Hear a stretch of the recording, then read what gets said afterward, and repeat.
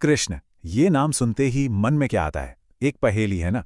एक तरफ तो वो हैं एक नटखट बालक और दूसरी तरफ पूरे ब्रह्मांड के रक्षक।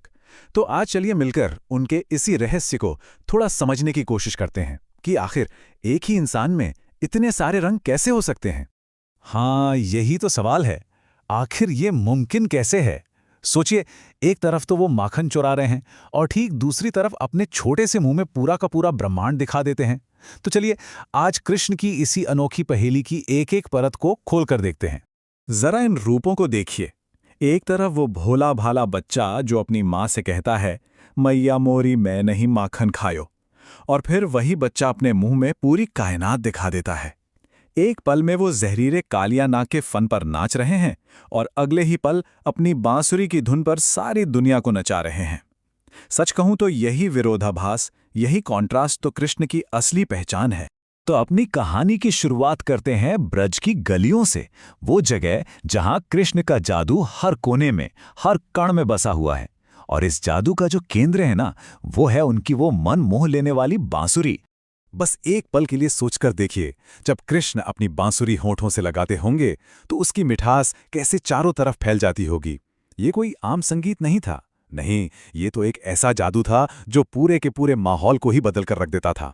उनकी बांसुरी की धुन वो यमुना की लहरों पर तैरती थी, हवा में ऐसे घुल जाती थी जैसे हर एक कण को पवित्र कर रही हो। ये संगीत से कहीं बढ़कर था।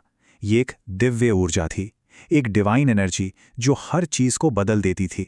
लेकिन इस धुन का जो सबसे गहरा असर होता था वो था राधा पर। कहते हैं बांसुरी का हर एक सुर सीधा उनके दिल में उतर जाता था और एक ऐसी बेचैनी जगाता था जिसका जवाब सिर्फ और सिर्फ कृष्ण के पास था। प्रेम और भक्ति का क्या ही अनोखा संगम है ये। अच्छा, अब गोपियों की बात करते हैं। कृष्ण के साथ गांव की लड़कियों का जो रिश्ता था ना, वो बड़ा ही पेचीदा था। मतलब जब कान्हा साथ होते तो उनसे लड़ना, झगड़ना, शिकायतें करना, ये सब चलता रहता। पर जैसे ही कान्हा नजरों से ओझल हुए, बस सब बेचैन हो उठती थी। इससे साफ पता चलता है कि कृष्ण ही उनकी पूरी दुनिया थे, उनकी जिंदगी का केंद्र। और माँ यशोदा, कृष्ण और उनकी मैया के बीच का जो प्यार था वो तो बिल्कुल निस्वार्थ था, अनकंडीशनल। उनके भाई बलराम कितने सुंदर शब्दों में कहते हैं, माँ तो कान्हा को कहाँ ढूंढ रही है, वो तो तेरे दिल में है, तेरे आंचल में बसता है, तेरी आंखों में रहता है। कितना खूबसूरत चित्रण है ये, है ना?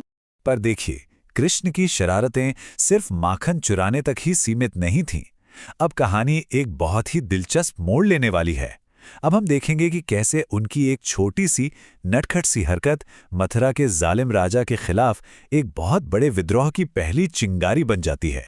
और वो चिंगारी क्या थी? कृष्ण पूरे गांव वालों के सामने खड़े होकर एक ऐलान करते हैं, एक ऐसा ऐलान जो सबकी सांसें रोक देता है। वो कहते हैं, आज से मथुरा कोई मक्खन नहीं भेजा जाएगा। ये कोई छोटी बात नहीं थी, ये राजा कंस को दी गई एक सीधी सीधी चुनौती थी। और सबसे जरूरी बात ये समझना होगा कि ये लड़ाई सिर्फ मक्खन के लिए नहीं थी, बिल्कुल नहीं। कृष्ण इसके पीछे एक बहुत बड़ा सिद्धांत सामने रखते हैं। वो कहते हैं, जो राजा अपनी प्रजा की मदद नहीं कर सकता, उसे टैक्स यानी कर लेने का भी कोई हक नहीं है। ये बात थी न्याय की, एक शासक की अपनी जिम्मेदारियों की। लेकिन गांव वाले वो तो कांप गए। वो जानते थे कि जालिम कंस को चुनौती देने का मतलब क्या है। उनके मन में बस एक ही डर था, तुमने कंस का गुस्सा नहीं देखा है, वो पूरे नंद गांव को आग लगा देगा। ये राजा के खिलाफ बगावत थी और उनका डर बिल्कुल जायज था। वो कंस की क्रूरता को अच्छी तरह से जानते थे। और जिस बात का डर था वही हुआ। कृष्ण की बगावत की ये खबर राजा कंस के कानों तक पहुंच ही गई। और जैसा कि किसी भी जालिम राजा से उम्मीद की जा सकती है, उसका जवाब बहुत तेज और बहुत ही क्रूर था। कंस का गुस्सा अब बढ़ता ही जा रहा था। देखिए कैसे। पहले उसने अपनी एक टुकड़ी भेजी गांव की सारी गायों को छीनने के लिए, लेकिन ग्वालों ने उन्हें खदेड़ दिया। इससे कंस का गुस्सा 7वें आसमान पर पहुंच गया और इस बार उसने नंदगांव पर खतरनाक राक्षसों को भेज दिया।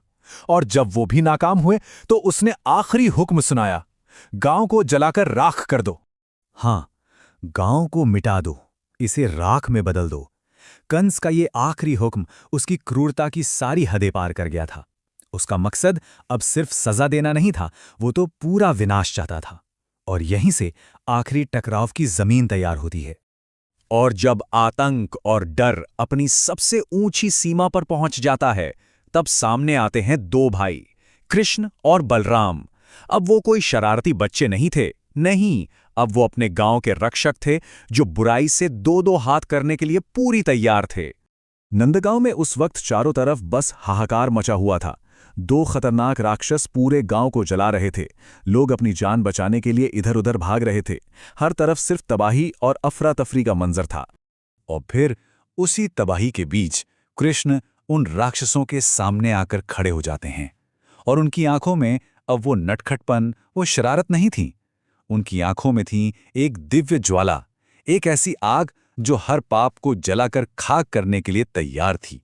पर कृष्ण जानते थे, वो जानते थे कि ये कोई मामूली राक्षस नहीं है। वो तो उन्हें उनके असली नाम से पहचानते थे, देवाकासुर और तुलमुआसुर।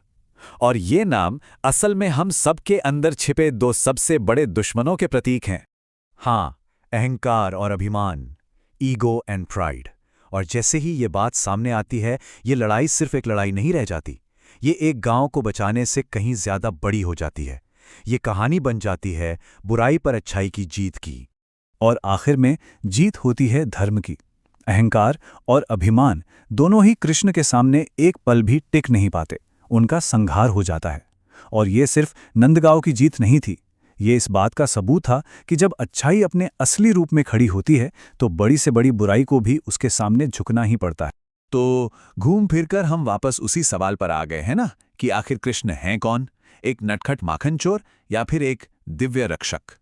शायद जवाब यह है कि वो दोनों हैं। और वो हमें सिखाते हैं कि हर इंसान के अंदर एक शरारती बच्चा भी होता है और एक रक्षक भी। अब यह फैसला हम पर है कि हम किस रूप को चुनते हैं।